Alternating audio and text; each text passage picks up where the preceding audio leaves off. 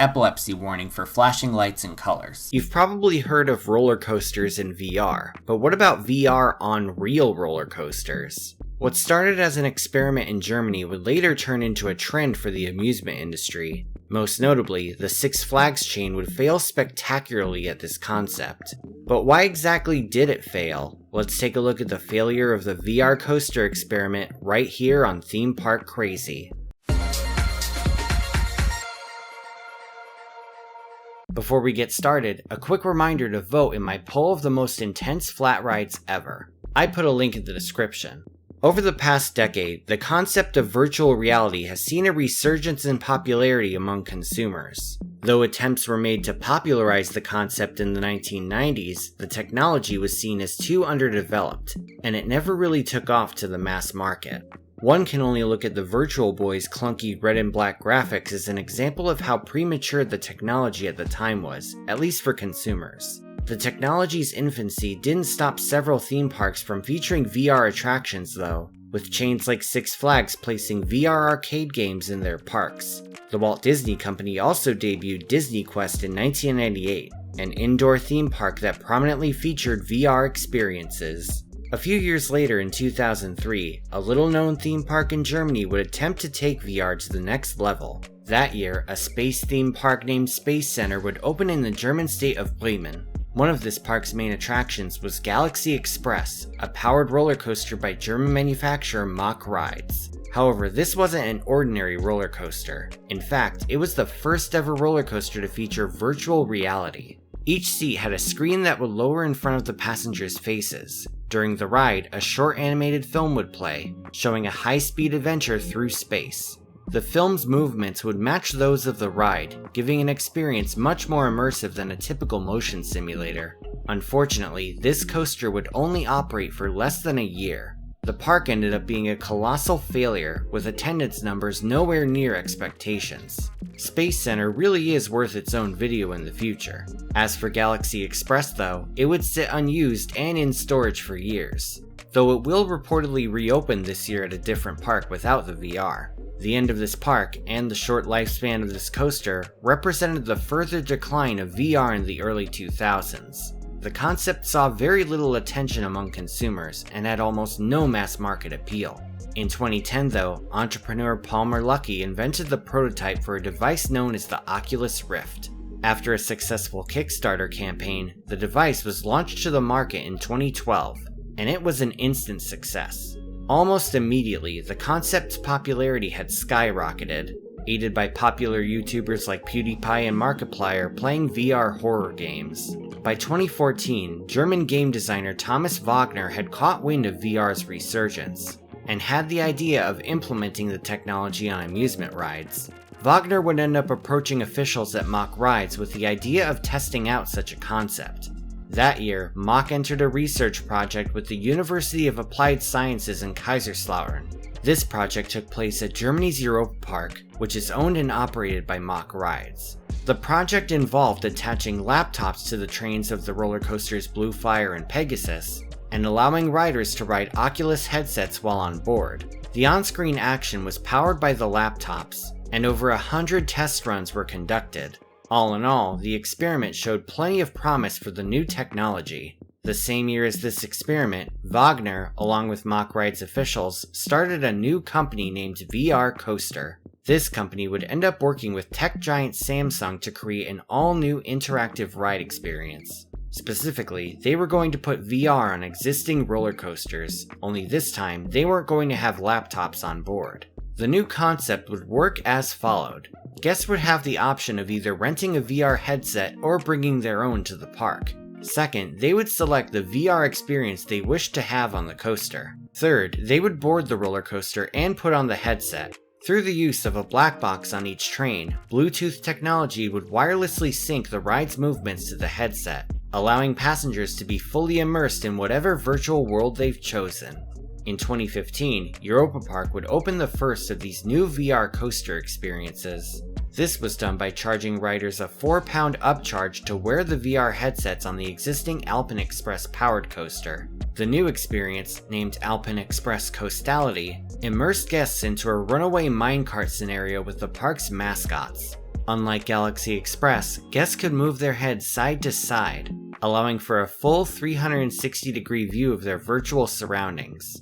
The experience was met with glowing reviews, with many saying the VR turned an ordinarily tame family coaster into a much more thrilling experience. The same year Coastality opened, VR was also installed on Thunder Run at Canada's Wonderland, another Mach-powered coaster. Later that year, VR Coaster would set up a test demo as part of the 2015 IAAPA Expo in Orlando, Florida. The company installed their technology on FunSpot Orlando's Freedom Flyer roller coaster and invited amusement industry insiders to give it a ride. Among these insiders was a senior leadership team representing the Six Flags chain of amusement parks. Among this team was Six Flags Director of Design Sam Rhodes, who highly praised the ride experience. Rhodes claimed the VR significantly added intensity to the ride experience, saying, quote, "We were on a 40-foot tall lift hill that felt like it was 400 foot. For Rhodes, if VR could make a family coaster feel like an extreme level thrill ride, putting it on a top coaster would make it even crazier." Another aspect insiders admired was how cost-effective it seemed as well. Instead of building new multi-million-dollar attractions, they could simply add VR to existing rides. They could easily give guests a new experience at a much cheaper cost. On March 3, 2016, Six Flags announced a partnership with Samsung to bring VR to some of their top attractions. Former Six Flags CEO John Duffy said of the deal, quote, "This remarkable technology is a definite game changer for theme park rides and represents everything our brand stands for, delivering the most thrilling and innovative rides and attractions in the world." Through the use of Samsung Gear headsets, Six Flags used VR Coaster's technology to add a number of interactive experiences to coasters across the chain. The first experience to debut was the New Revolution at California's Six Flags Magic Mountain. As the name suggested, this was part of a larger refurbishment of the classic Schwarzkopf looping coaster Revolution. In addition to adding optional VR, the ride received new trains, replacing the cumbersome over-the-shoulder restraints with lap bars. On March 26, 2016, the New Revolution made its debut to the media, with members of the press getting to experience the attraction.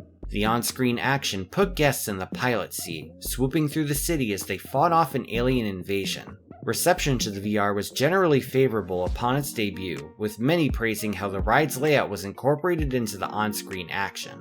Even the brake run was timed with sliding through a building. Eric Woolley of Coaster101.com said, quote, "The physical effect of riding while seeing the on-screen action, like the rumble of the coaster and the wind against my face, did a far better job of keeping me engaged in the experience than any motion simulator or 4, 5, 6D ride ever has."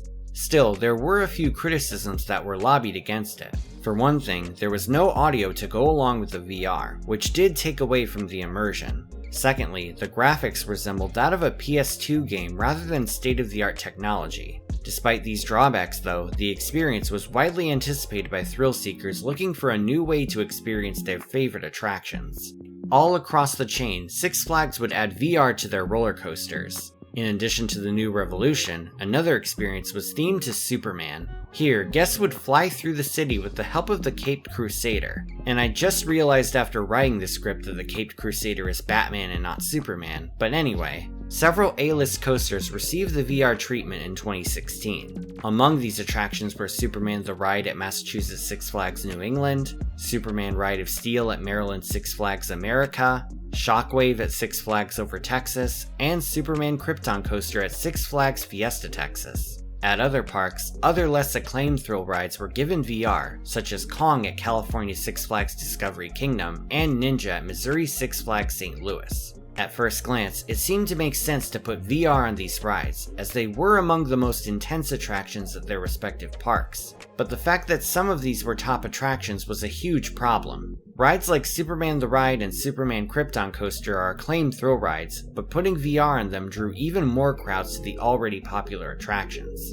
The influx of new riders ballooned the ride's wait times. At first, it seemed like the massive lines of people were a sign of the ride's success, but really, that was only part of it. More alarmingly, the long lines were also caused by reduced throughput and hampered operations. Unlike the initial concept, it wasn't as simple as guests renting or bringing their headset to a park. Instead, a bunch of headsets were kept in the boarding station and handed out to any guests who wanted the VR. For sanitary reasons, each headset had to be wiped down with disinfectant before handing it to another passenger. And when that was done, the ride operators had to manually adjust the headset on each person's head. And these headsets were not one size fits all. Ride operators already had to focus on checking each passenger's restraints, so it's easy to imagine the stressful working conditions of having to rapidly sanitize and adjust headsets. To keep up with the demands of the VR, parks reportedly had to allocate at least double the amount of ride operators on a single coaster. Naturally, this made the boarding process take even longer than usual, which didn't help on busy days. Even with multiple trains running, it wasn't unusual for guests to encounter wait times of 2 or 3 hours. According to Coaster 101, parks were often forced to temporarily close the lines to stop more people from waiting in them. Aside from inflated wait times and reduced operations, perhaps the biggest flaw with these VR coasters was the technology itself.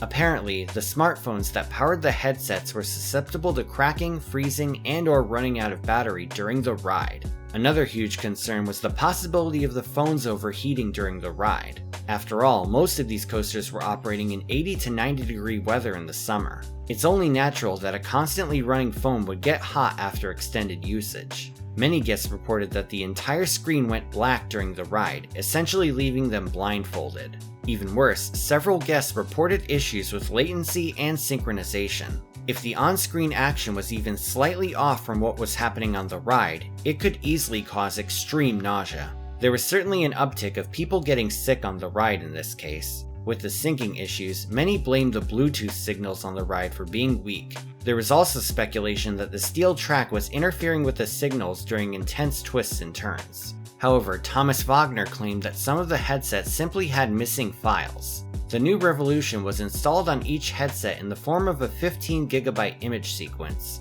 This sequence was meant to continue even if the headset lost connection with the onboard transmitters, but missing image files would easily throw off the entire experience. And as if that weren't bad enough, the VR could also throw off passengers' point of reference. Sometimes, even if a guest was looking forward in real life, their view of the virtual world would be tilted to the side, which caused even more nausea. Simply put, these smartphone headsets just weren't high-end enough to handle the forces and demands of high-intensity coasters. And even if they were, what they did to operations was still a bad look. Within weeks of Six Flags VR debut, complaints from guests started rolling in, and trips to guest services undoubtedly increased. Six Flags looked at the aforementioned problems and scrambled behind the scenes to come up with a solution. Firstly, the parks put up signs warning guests about the VR's popularity causing long wait times. These signs even said that they couldn't guarantee that everybody will get to experience it. Later in the season, the VR would only operate for a few hours a day. Six Flags hoped that by reducing the supply, they could keep the demand at bay and reduce strain on the headsets. Nevertheless, the wait times persisted, and many guests were unhappy with them. The fact was that putting VR on top attractions drew an excess of demand. Overall, the VR made it significantly harder for guests to get on the park's best rides. Partway into the 2016 season, Six Flags had decided they could theoretically use VR to increase the ridership of their less popular attractions. At Illinois Six Flags Great America, plans to fully implement VR on Raging Bull were cancelled. Though it had been tested earlier in the season, the decision was made to switch the VR to their smaller coaster, the Demon.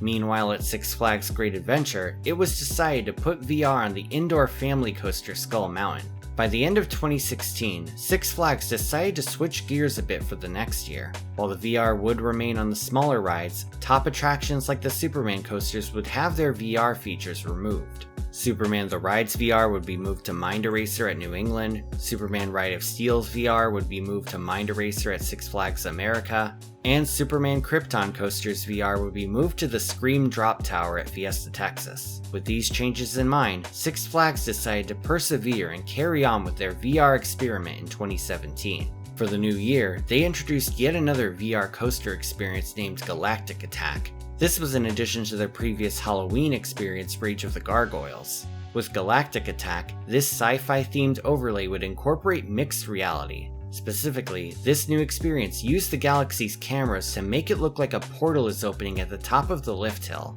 Six Flags was optimistic in this new approach to VR, and they were hoping that Galactic Attack would receive the fanfare they were hoping for. But despite the initial media buzz, there were still major issues. Both Mind Eraser coasters were known for giving rough rides, and although Mind Eraser at New England did receive improved trains that year, the rough track made it easy for the headset to shake around.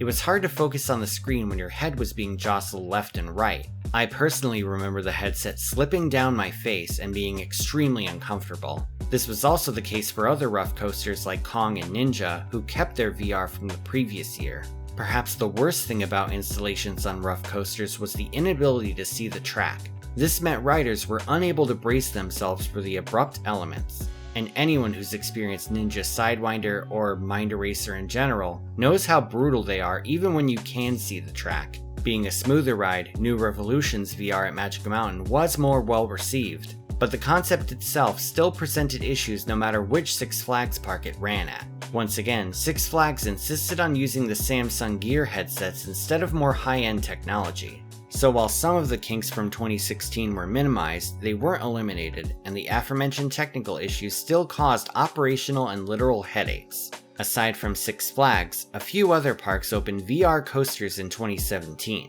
At Ohio Cedar Point, VR was installed on their Iron Dragon suspended coaster. In this case, instead of people lining up freely at a certain time, guests were given a card with a return time, similar to Disney's FastPass. This allowed the ride operators to be more prepared for guests using the headsets. Meanwhile in Florida, SeaWorld Orlando introduced a more high-end VR experience to their floorless coaster Kraken. Instead of Samsung Gear headsets, these ones were custom built, being both electronically and mechanically connected to the seats. Fortunately, the on-screen action was much more well animated than what you'd find at Six Flags. This experience was considered by many to be the best implementation of VR on a roller coaster. Unfortunately, Kraken nevertheless saw inflated wait times, as the headset still had to be fitted for each guest. This was kind of an unavoidable feature when it came to VR. 2017 was quite a year for VR attractions. While the year started off strong, the concept's problems took center stage by the end of it.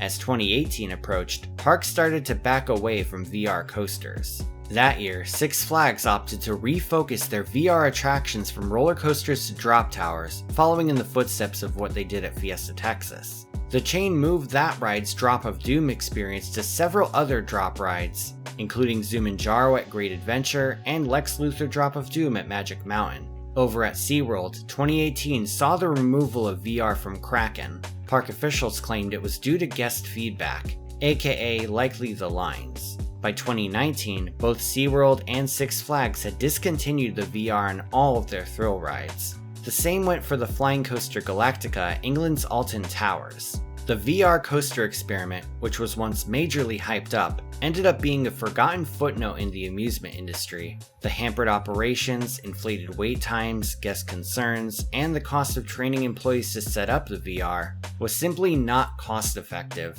And overall, it just wasn't worth the investment. VR roller coasters simply didn't become the massive trend that many were predicting. Sure, there are still some operating, such as Alpine Express at Europa Park and Crazy Bats at Phantasialand, but compared to 2016 and 2017, it's few and far between. Overall, it seems like even when the technology is decent, most people just prefer to ride roller coasters as they are.